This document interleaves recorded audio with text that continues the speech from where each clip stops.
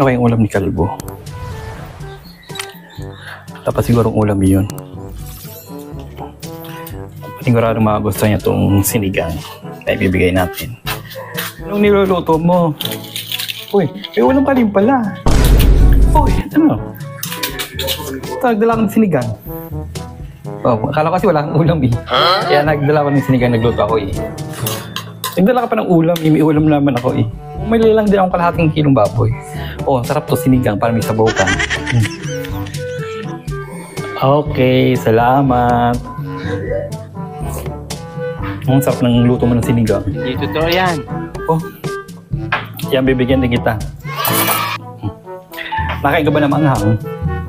Dinamihan ko to ng sili para hindi ka makahingi eh. Bay, nakain ako kahit maanghang yan. Kahit 1 kilong sili hindi mo dyan, kakainin ko yan. Kamay ka rin sa maanghang. Kamang tama. Sarap nito. Ibigyan nga kita. Palit ulam tayo.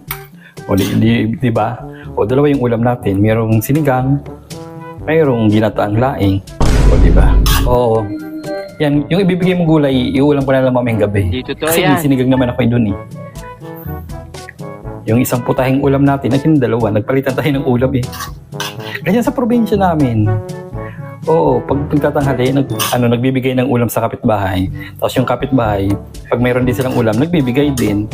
Ang galing nga dyan eh. Oh. Oo, sige. Okay, salamat. Oo. Ang bango. Buong sarap. Sige, uwi na ako. Kakain na rin kasi ako eh. Tanghali na. Anong oras na? Sige, bye-bye.